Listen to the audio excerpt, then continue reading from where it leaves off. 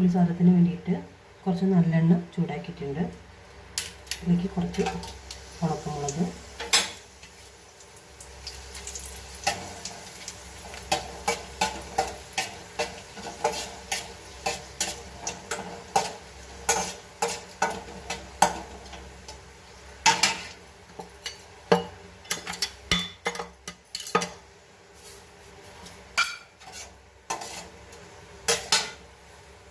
കടുക്,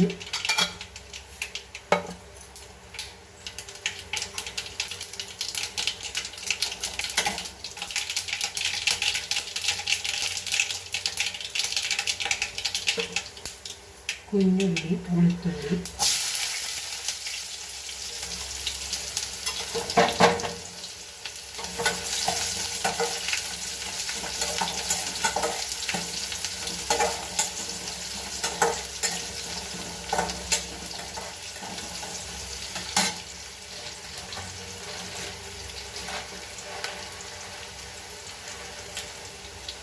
കടലപ്പരിപ്പ്,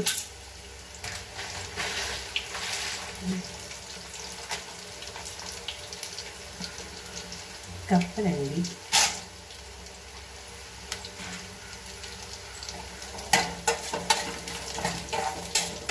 ഒരു സ്പൂൺ മുളക് പൊടി,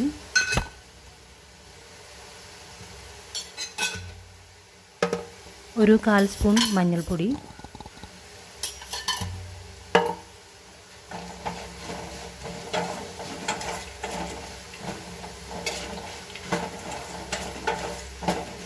ഇനി ഈ മുളക് പൊടിയുടെ ഒരു പച്ചമണം മാറിക്കഴിയുമ്പോൾ ഞാനൊരു ചെറിയ കഷ്ണം കായം വെള്ളത്തിൽ കുതിരാനിട്ടിട്ടുണ്ടായിരുന്നു. ആ കായത്തിൻ്റെ വെള്ളമാട്ടത്.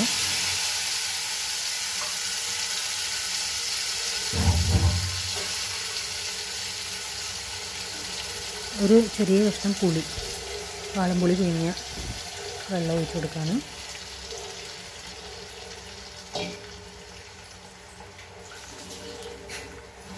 ഇനി ഇത് ശരിക്കും കിടന്നിട്ടൊന്ന് ഒരു കുറുകി, വല്ലാണ്ട് വെച്ചിട്ടല്ല, എന്നാലൊരു കുറുകിയ പാകത്തിന് ഇത് വരണം. കറിവേപ്പിലയും കൂടി ഇട്ട് കൊടുക്കണ്ട കേട്ടോ.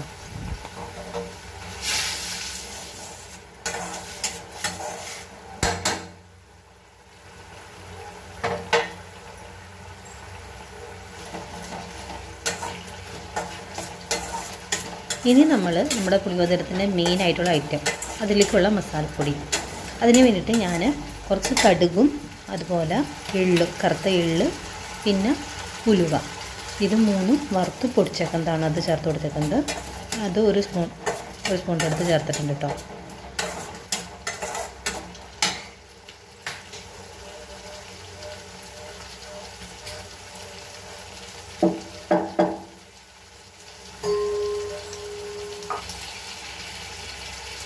അപ്പോൾ ഇത് അത്യാവശ്യം നന്നായിട്ടൊരു കുറുകി വന്ന് തുടങ്ങിയിട്ടുണ്ട്. ഇനി നമുക്കിതിലേക്ക് ആവശ്യത്തിനുള്ള ഉപ്പും കൂടി ചേർത്ത് കൊടുക്കാം.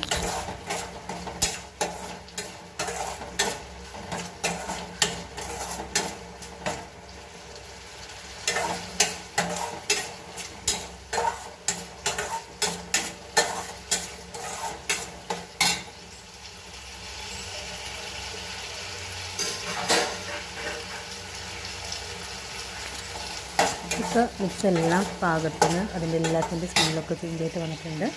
ഇതിലേക്ക് ഞാൻ വേവിച്ച് വെച്ചേക്കണ നമ്മുടെ പൊന്നീരി വേവിച്ചിട്ട് അത് കോരാൻ വെച്ചതാണ്. അത് ചേർത്തിട്ട് നന്നായിട്ട് ഇളക്കി മിക്സ് ചെയ്ത് സെറ്റാക്കി കൊടുക്കാം.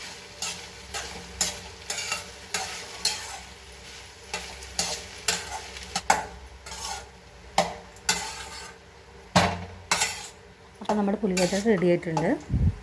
അപ്പോൾ എല്ലാവർക്കും റെസിപ്പി ഇഷ്ടമായെന്ന് വിചാരിക്കുന്നു. അപ്പോൾ എല്ലാവരും മറക്കാണ്ട് നമ്മുടെ ചാനലിന് സബ്സ്ക്രൈബ് ചെയ്യണേ.